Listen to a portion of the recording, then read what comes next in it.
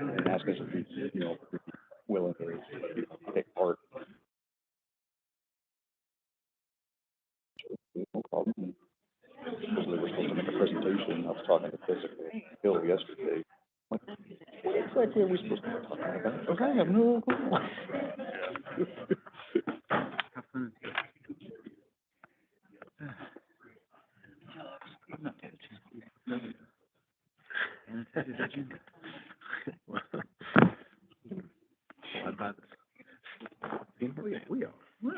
We're okay. Okay. We got a quorum. I guess we're good. We do. All right. We are 10:30 on the money. Get this thing cranking. All right. Thank you, everyone. I believe we have a quorum today. I won't lie. I'm flying a little bit by the seat of my pants. I'm sure if anybody else has experienced the helter-skelter life of being in the public, you probably feel the pain on that. But anyway, welcome everybody to our August TCC meeting. Again, reminder, we still have the hybrid option for those who are not able to be here today. We do have that being recorded. Anybody online, please communicate in the chat for any comments or questions you may have. And the staff will attempt to answer those if need be. So, okay, so on our agenda for today, we have our first action item, and that is actually, I think, our only action item, correct? And that is the approval of our previous meeting minutes. Do I have a motion to endorse? I have a second. We have a motion and a second. It's on the floor. Any comments, questions? Okay, seeing none. All in favor say aye. Aye. Any opposed? Passes. Okay. Moving along to second section of our agenda, that is going to be now going to public comment time. I'll open the floor to any member of the public who may wish to comment to the TCC. Please note also comments may be emailed to GNRC.org. Okay. Not seeing a mad dash to the podium here. Therefore, we will close the public comment portion of our agenda today. Next. Mr. Chairman? Yes, sir.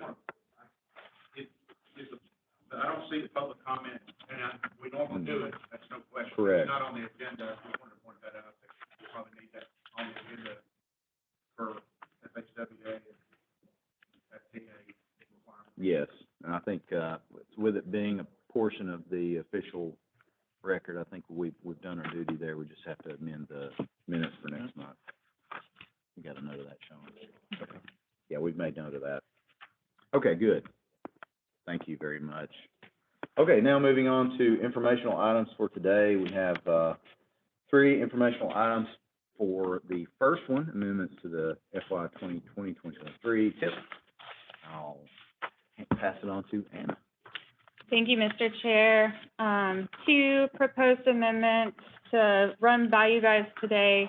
This is cycle E of our fiscal year 22 TIP amendments. It's the last group of amendments we'll be adopting before the close of this fiscal year. We have the first amendment is requested by TDOT. It's for their Hartsville Pipe Widening Project. This is from north of Lovers Lane to East High Street in Lebanon. They're requesting to add this project to the TIP with funding for construction. Total project cost for that construction phase is $19,700,000. Next proposed amendment we have requested from the city of Mount Juliet. This is for the widening of Beckwith Road from I-40 to South Rutland Road and Posey Hill Road. They're requesting to add this project to the TIP with local funds only so that they can get started on preliminary project phases. So there's no federal funding involved on this amendment request, but as it is regionally significant, the city is requesting to add it to the TIP. Very happy to take any questions anyone may have about these 2 proposed amendments. Anybody have any questions for Anna on these? Okay, this is informational items, so no action required on that. With no comments, questions, we'll move on to, the next informational item, that is amendments to the FY 2022-23 UPW, or UPWP. There we go. I'll turn it over to Sean for this item. Thank you, Chair. I know that we've been discussing some of the updates to the UPWP, our planning work program that runs through federal fiscal years 2022 and 2023. Kind of the two main updates that we've collected for the amendment here pertain to new planning emphasis areas that was released by USDOT, and we've kind of identified those within the packet. A number of those planning emphasis areas, I think, align fairly well with some of the existing activities that we have going on and some of the work that we've done in the past. In addition, we collected some updates to a lot of the planning activities that were either underway within the region, so get those documented so that you're aware of a lot of those planning activities that are going on in the region, maybe outside your community. And then also to add a couple of new activities that were recently awarded through TDOT's Urban Transportation Planning Grant Program. And so just a couple of those that you are may or may not be aware of, starting with some of the transit agency activities. Number of corridor studies for WeGo, for Murfreesboro Pike DRT, as well as the Clarksville Pike Rapid Bus Corridor Study. The WeGo Star Future Direction Study that's going to kick off in the very near future. And then also Zero Emission Fleet Transition Plan and a Transit Asset Management Plan. I'll note that we added the Transit Asset Management Plan since the packet went out, and so we'll incorporate that and get that documented as well. And then on the Franklin Transit Authority side, PMA Group, the three activities to note: a regional TDM strategies, a post-pandemic planning to connecting downtown, and then one of theirs was also a urban transportation plan grant study, the Zero Emission Bus Fleet Transition Study, is one of the four of those UTPGs. Then on the local side, some activities that you may be aware of, number of communities participating in a new connector road study, looking at connections between McEwen Road and Franklin to Rocky Fork and Smyrna. The Connect Downtown effort that's underway. Metro's work on the Vision Zero Action Plan and Implementation Plan. A couple of efforts by Hendersonville for involving their West Main Street revitalization plan, as well as focusing on the Stop 30 corridor and development along there. And then the last three, these are recent awards through the Urban Transportation Planning Grant for Nolensville for a walk bike master plan, Thompson Station for a State Route 6 mobility plan, and then for Westmoreland for the town and corridor study. And Jonathan, I don't know if you wanted to give an update on some of those. I know they're moving through the process of acquiring consultants. Yeah, the consultant has already been selected on those three. There's 10% local match, and we received checks from two of those three cities, Nolensville, Thompson Station, Westmoreland, and those three that we're speaking about here. So we're waiting on the notice to proceed, which we're hoping for next week. Those will be given out, at least for two of those three, we received the local match. So yeah, and that has a 12-month contract on it. So hopefully get started next week. Great, thank you. And then lastly, there was a couple of other requests through this effort that are a little bit more local in nature, but also more of some substantial requests for federal funding. But I think these we are looking at how we could potentially accommodate some of these efforts through utilizing SDBG funds for planning purposes.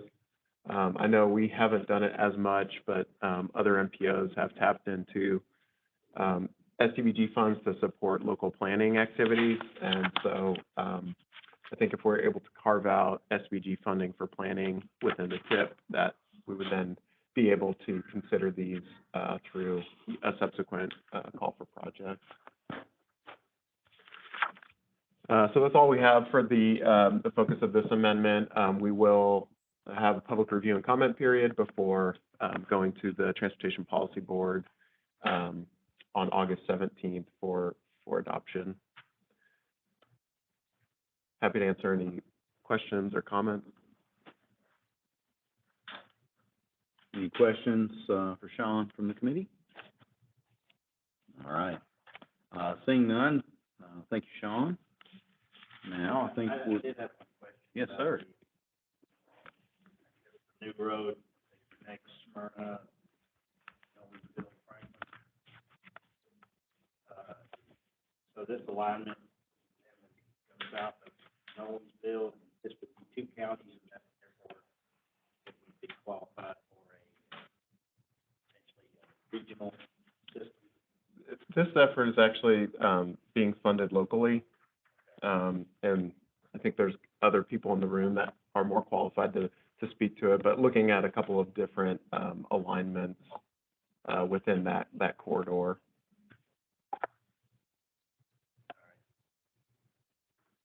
Include San Randy Parkway, I guess, something like that. Yeah, basically from 24 over through the Nolensville area over to McEwen.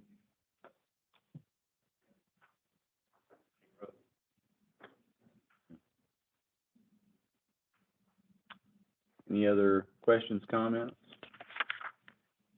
Okay, thank you. Moving on to our next informational item, presentation of the draft 2023-2026 TIP. I believe, Sean, you have this one as well. Great, thank you. I know it probably feels like we've been talking about the TIP for a year now, and that's probably almost true. But I think we're getting really close to, finalizing our draft TIP document. I would say what we're going to discuss today doesn't involve a lot of new projects, but we've been talking for a while, working with the Project Delivery Task Force, and then keeping you up to speed as we've gone through county workshops and gotten updates on a lot of the existing projects. A lot of the focus of this draft TIP, especially the MPO suballocated funds, is towards existing commitments, a lot of projects that we've already awarded funding to in the past and have been in previous TIPs, and trying to focus on carrying those projects forward. And so there's not new projects that we're going to be introducing today, but we'll kind of take you through kind of what we're proposing from as a staff recommendation for the suballocated funds today, and kind of the main components that are involved in that. I will apologize. I know that we gave you the TIP tracker link, and there was we had a little bit of issues kind of finalizing a lot of the funding amounts in there, and so you'll still see some of the request funds on there, but we're working to update that so it's actually showcasing funds programmed towards projects as the existing funding as well as the additional funds that were requested. And then we'll talk through to kind of how we're thinking through dealing with a lot of the inflationary pressures that for anybody who has recently gone out to bid on a project for construction has probably experienced surprise in the bids that have come back. So just kind of the 3 main components that we'll focus on, if you go to the next slide. So the existing commitments, as I mentioned, which are, funding sources that we've programmed, whether it's, STBG funds or TAP funds. This includes the CRISA funds that we awarded through last year's call, as well as past active transportation program funds and dedicating future funds over the next 4 years to that program to have subsequent calls for projects. And that would be the same for the Transit and Technology Program as well, is setting aside funds for that program over the next 4 years, and then having a call for projects once we have the adopted TIP in place. In addition to the existing commitments, we've also received some additional funding requests. And the way that we handled this was we have processed or approved all of the funding requests for projects that had funding requests that had NEPA approval. And so there was a couple of projects that were still in NEPA, and we used that as kind of the line of determining, whether to award money to a project versus, not awarding it to them now, but waiting for them to get through the NEPA process, have a better understanding of what the project is going to entail, so that we then can work on that estimate once it gets through the process. And I would say that this has been part of a discussion through the Project Delivery Task Force over our meetings, is trying to ensure that we're setting up projects that are moving through the process to be able to access the funding that they need and be able to complete construction. And so I think utilizing that NEPA as one of the thresholds gives us an opportunity to prioritize projects that are further along in the process. And then the last component was we had talked about there being a significant portion of funds that were still available to be programmed even after addressing projects with cost increases. And so as staff has been discussing, how do we help projects that are going to maybe experience additional cost increases as they go out to construction and get bids back.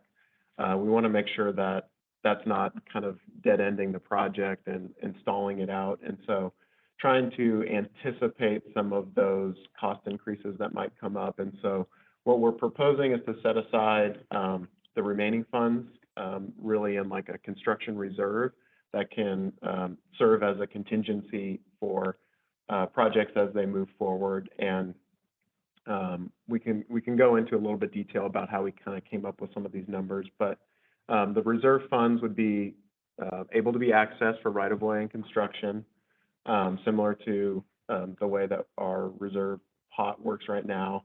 And then those projects could then access that funding and program it once they've completed final design. Hey, Sean, question. The NEPA approval, that is just for the initial NEPA, correct? Not a pre-eval? Correct. Yeah. So we can walk through a little bit of this in more detail. So just a reminder of how much money we were working with across these various sources, from the STBG funds that are suballocated to the TAP funds that are suballocated, factoring in the CRISA funds that were suballocated to our region, and then most recently the carbon reduction program, which is fairly new, that is suballocated to us as well. We have about $322 million available for programming over the 4-year period. Majority of that is carryover funds, so that unobligated balance that we're trying to spend down, carrying that forward, as well as factoring in the additional funds available for fiscal years 23 through 2026. So working with that $322 million number, if we go to the next slide, kind of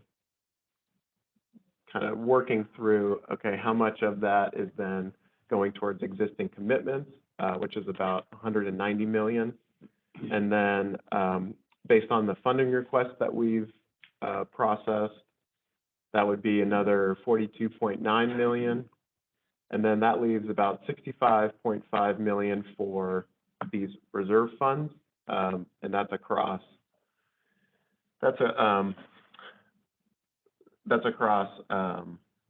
the Murfreesboro STBG funds, as well as the Nashville area STBG funds.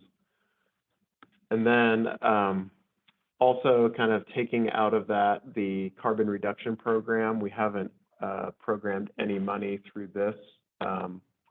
There's a couple of different ways that we could go about using this funding, but we probably want to brainstorm some additional and talk with you all about kind of the right approach. It's not necessarily, given the amount of money that's available annually, there might be some strategies that we want to use to maybe utilize that funding, maybe similar to the Highway Infrastructure Program funding that hasn't been a large amount of money to necessarily do a call for projects, and so maybe it could be used for to supplement other programs. But kind of leaving that aside for now, what we come up with at the end is taking out all of those from the 322 million. We have about 8.5 million remaining. So that gets us pretty close to allocating the funding across different projects, programs, setting aside a significant portion for the reserve funds. And obviously, we're continuing to have projects get different phases obligated, whether it be for NEPA, design, right-of-way, or construction. And so the 322 is kind of a fluid number that, as we get towards the end of the fiscal year and even move into the next fiscal year before we get a new TIP adopted, there's going to be a little bit of fluctuation in terms of that dollar amount. But I think this gets us pretty close. We will make sure that we reflect the staff recommendation in the TIP tracker so that you can see, project by project what that looks like. You're probably familiar with, what was incorporated into the tracker. So I think we're in a pretty good shape. I think there's a couple of, minor adjustments that we'll probably need to make just to make sure that each fiscal year is in fiscal constraint. And we've had some conversations with the local program office that has reacted to at least some of the anticipated construction year for some of the projects that are going through local programs. And so there might be some kind of give and take in terms of based on their opinion and staff's perspective on where a project is and where the construction programming is, but there might be a need to push out some of those construction years, not only to accurately reflect what the schedule is likely to be, but also for fiscal constraint purposes. So is there any questions? I guess let's go to one more slide on just to capture the reserve funds. So the reserve funds will be shown in the TIP document. We are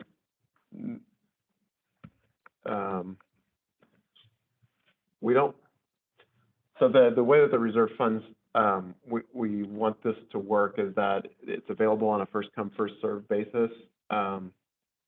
So right now the reserve fund is identified as the URSV or MRSV for if it's the Nashville area or the Murfreesboro UZA. And those funds are essentially held in reserve until that project, can access them, whether going to, right-of-way or construction. And so the way that it would work is that the project could then access those reserve funds once it got to that, completing the final design. And I think the available on a first come first serve is, we're trying our best to anticipate what cost increases might transpire over the coming months or years. But we also want there to be flexibility so that, as projects get there, that they have access to the funds that they need in order to get their project through construction. And so what we've assumed to kind of best get at what the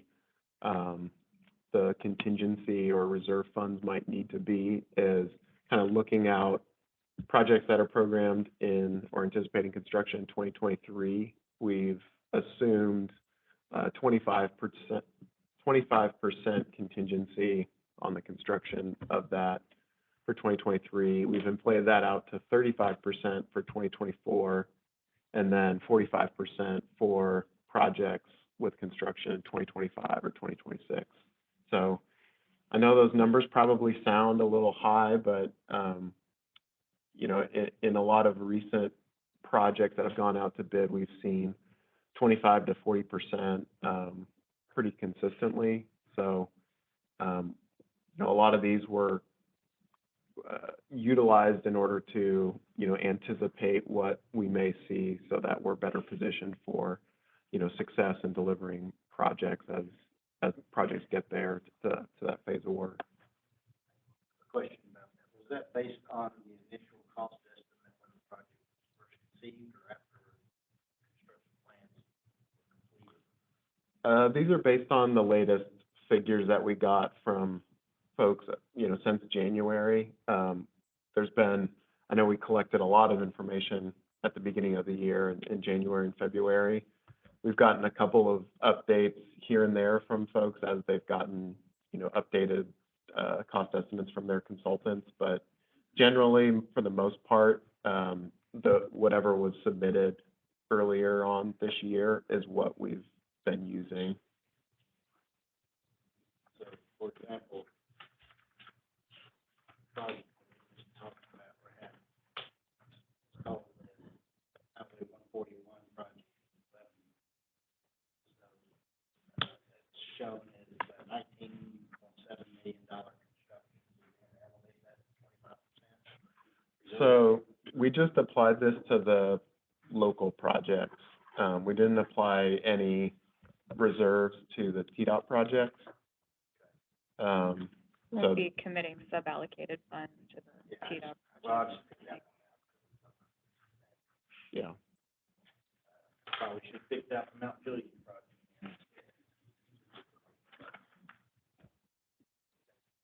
So Sean, you're saying those figures are revenue set aside, the 25%, 35%, 45%, so your anticipated USDBG and MSDBG revenues for each of those fiscal years is what's being set aside? No, these are essentially like inflating the project needs. So like taking if the project is like $10 million, we're assuming a 25% contingency or like a $2.5 million on that project in a pot of reserves.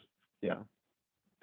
So it's not inflating the revenues. It's more of like a year of expenditure type inflationary factor.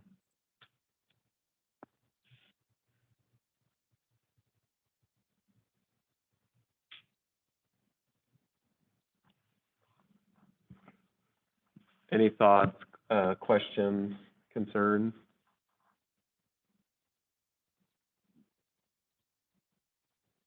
So the project tracker, the one place where you had an updated estimate, some of them increased somewhere.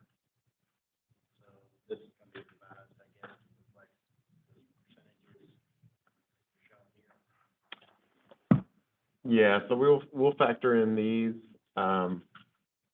and you may see these calculated at the project level, but you know, kind of the way to think of it is similar to how we access it now, where it is unprogrammed funds that then once the project is ready to access it, then we would have to take action to officially program that money on the project. And that would allow some flexibility in terms of, you know, not tying up the money on a particular project that may not need it for a couple of years, and then allowing another project that proceeds to construction to access it when it needs it. And that's the kind of the first come, first serve approach.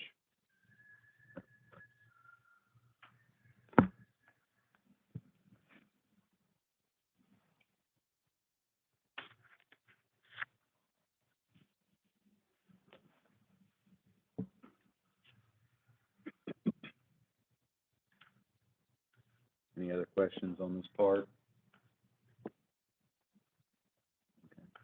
I got an idea for eight. You want to share now?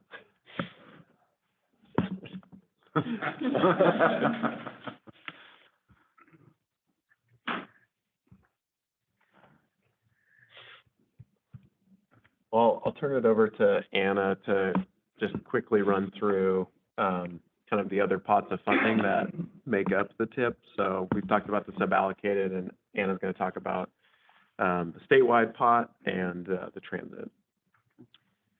All right, so shifting the conversation from these suballocated funds that GNRC has direct discretion over how we spend to this statewide pot of funding and TDOT's investments in the state program, which of course still involves projects in all of your communities. This chart here is just kind of looking at the dollar amount that TDOT is investing over the 4 fiscal years in the upcoming TIP. The colors are sort of hard to see in here, I suppose, but that orange coloring on the bottom represents TDOT's groupings. So these are like smaller scale projects, resurfacing and safety type projects that they're doing under a grouping entry in the TIP versus the navy blue shading that represents specific discrete projects that TDOT has that they're planning to program in the upcoming TIP. We also wanted to provide an update on that list of projects that we brought to you guys last time we met. This was about 10 projects that had been programmed in the current TIP, but that TDOT was not slating for funding in this upcoming TIP. That was due to the fact that funding for various phases, we've got some of the phases in a column here for each project, weren't approved for whatever reason in TDOT's current 3-year work program. So there just wasn't going to be any state or federal funding assigned to that project in the upcoming TIP, and therefore it wasn't going to have an entry in the TIP. We actually heard from TDOT yesterday, letting us know that they are going to put these projects back into the upcoming TIP in a show of good faith that they're still planning to pursue these projects. Their 3-year work program, of course, will only cover years 23, 24, and 25, the first 3 years of the upcoming TIP. So they are going to show what essentially is going to be sort of an illustrative programming in fiscal year 2026. But each of these projects will be in the upcoming TIP. They will have a TIP page. You're just going to see the funding programmed in 2026. There is one exception that they noted, and that's the second project on this list. It's the I-65 widening from 257 to 25. And they said they did just obligate the funds for PE on this project. So it's actually not going to have an entry in the upcoming TIP, but they are currently working on preliminary engineering for that project at this time. So if that kind of helps anybody's fear about the destiny of any of these projects, if it was maybe something that you're depending on in your community, we just wanted to let you know that those will appear in the upcoming TIP. Yeah, I'll go ahead and I guess probably start a little bit of conversation on this one. Sure. I would imagine, like for our local projects, we have full control over working with GNRC staff as far as getting those in. If we're working with TDOT on these projects, there's an extra element in those, obviously, of how if you got another agency, obviously overseeing maybe a large part of these. I guess the question I would have, I think that's fantastic to show those in there.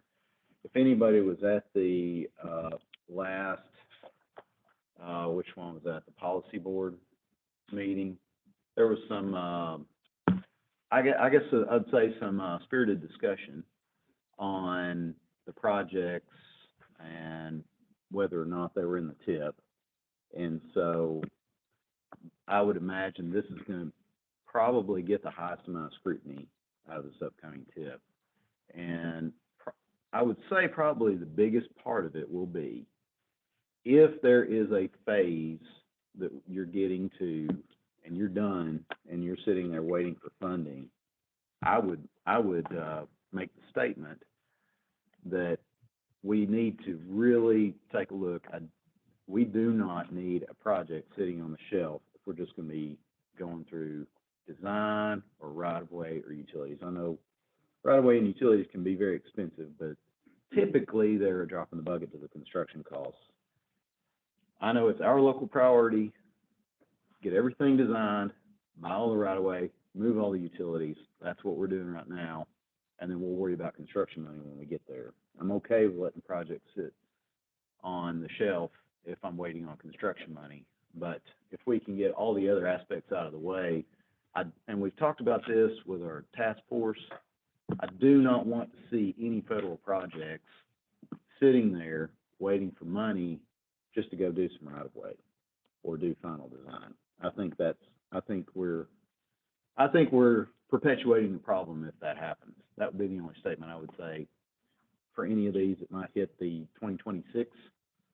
That if there is a mechanism to move those up, if it's a lower cost portion of phase of development. I get construction funds are the lion's share, and that's the biggest burden.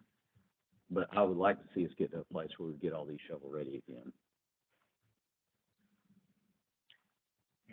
Yes, sir. Selfishly, I'm gonna add something to that. I talked about it last week's TCC meeting.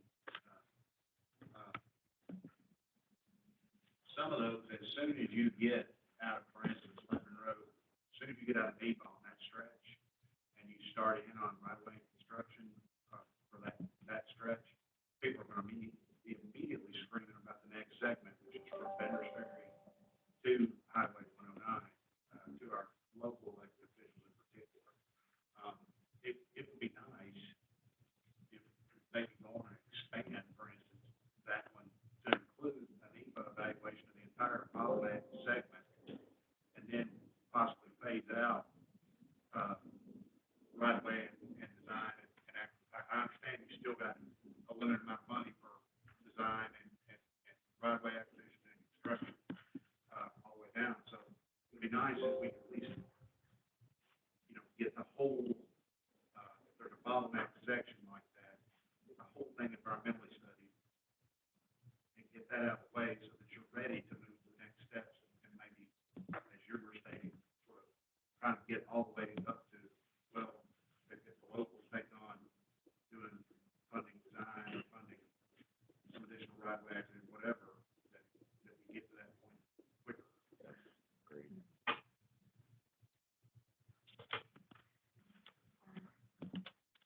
I don't know if anybody here from TDOT wants to speak toward scheduling or considerations for expansion of NEPA phase on adjacent project segments. I don't think we have anybody here from the region or anything like that, and I hate to put you on the spot, but, The loading question. yeah. I could certainly point you in the right direction.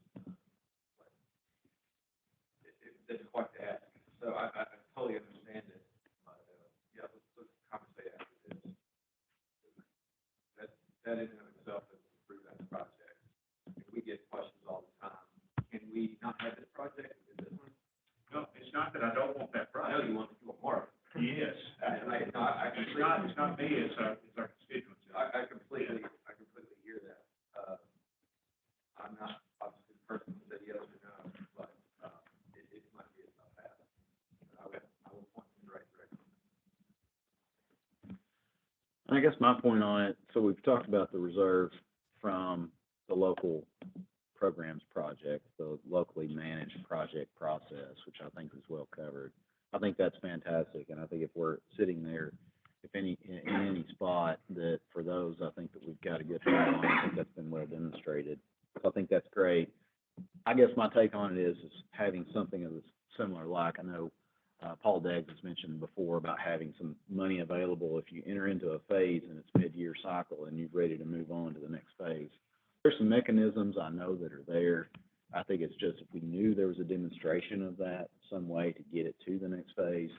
Sean could probably speak a little bit more on partial obligations of phases if that's allowed, just to get rolling. I'm thinking right of way, to go through right-of-way acquisition process.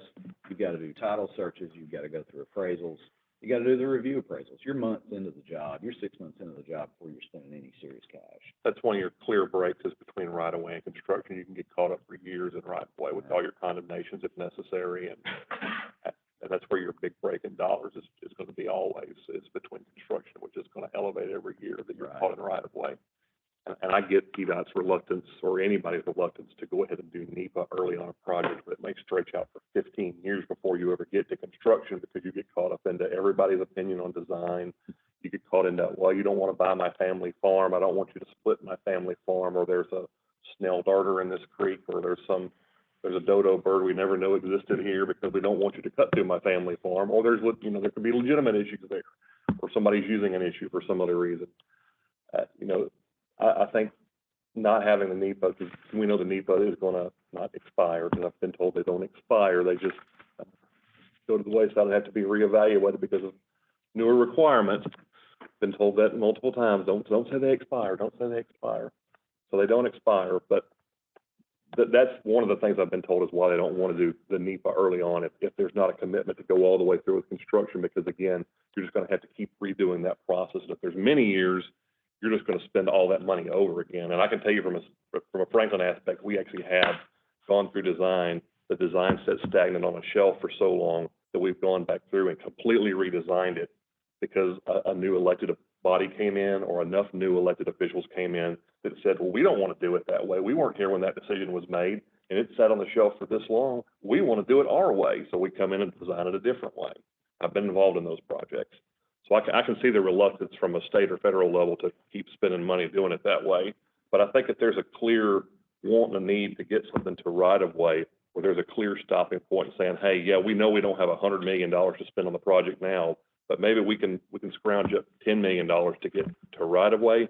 We've got that corridor at least saved for now, that we know we've got something in the future. I think that's a great breaking point. It is, yeah. Sean, did you want to speak on any potential partial obligation of phases? No, I mean, I think you guys hit the nail on the head. It would be permissible. I think we try to, through our stewardship of the public dollars we're spending here, we do try to advise on project readiness and making sure that things are good to go, so we're not continuing to reevaluate. We don't have these things sitting on the shelf for years, like you're saying, but partial obligations would be permissible. Phasing projects, expanding a NEPA logical termini, and the NEPA analysis on a project, and then implementing that project in phases would be permissible from our perspective. We just look to TDOT and the locals to think about those decisions, but it's all allowed from our perspective. Okay, that's good. That's all I've got on that. Anybody else have any questions? Sorry. No, it's fine. Appreciate the comment. All right, we'll move along. Okay, so this swings back to that portion of state projects that we saw in that previous bar chart that was colored in orange, and that's those state groupings that TDOT programs in our TIP.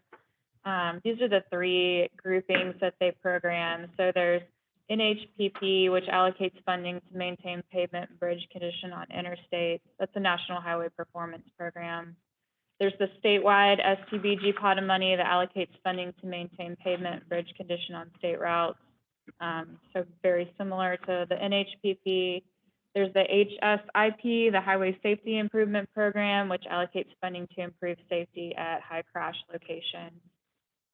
We did mention to you, I believe, last time we met, that we have requested from TDOT a list of suitable candidates for each of these groupings, just so that we can be aware of the universe of projects and specific priorities that may be likely to advance over the next 4 years, and also just to be more aware about what is eligible and what we could potentially, how we could potentially tap into influencing what is being executed under these groupings.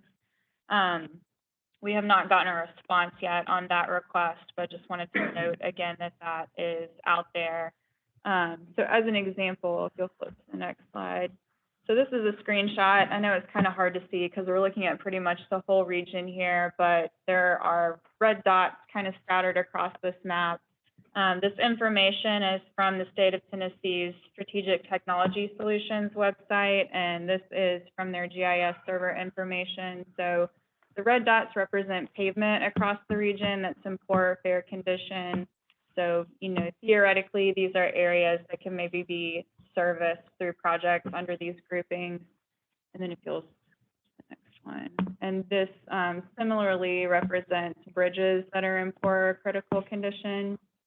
So again, we're just looking for a better way to tap into understanding how those decisions are made and how projects are programmed under those groupings.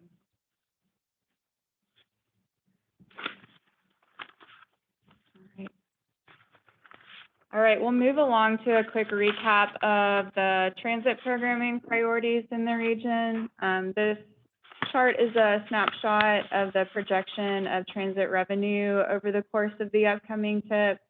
As you can see, we're headed into the TIP with a fair amount of carryover funds that have not yet been obligated. We have pretty stable projected revenue over the 4 fiscal years of the TIP. This is a summary of transit priorities. So this is the dollar amount of transit projects that we heard from WEGO, Nashville MTA, Murfreesboro Transit Rover, and the Franklin Transit Authority TMA group down in Williamson County. So this represents projects that they are intending to program over the course of the TIP as it's spread out over those 4 fiscal years. And then just to close out this conversation on the drafting of the TIP, this is a look at our remaining schedule. We're intending to submit the draft TIP to TDOT so that it can undergo both state and federal review later on this month. And then sometime in October or November, we'll be undergoing our public review and comment period. And then planning to present this to the Transportation Policy Board at our November 16th meeting for a public hearing and hopefully adoption of the new TIP. After that, it will go off to our federal partners for an official review and final approval. So we are nearing the end of the race, if you will. And if anybody had any further questions on anything TIP related, we're definitely happy to take those.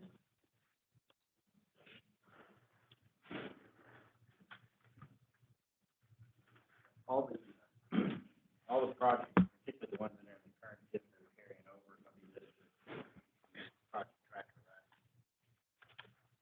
Yeah. I just saw Is this a printout of the online tracker application that you've got? It's a couple months old.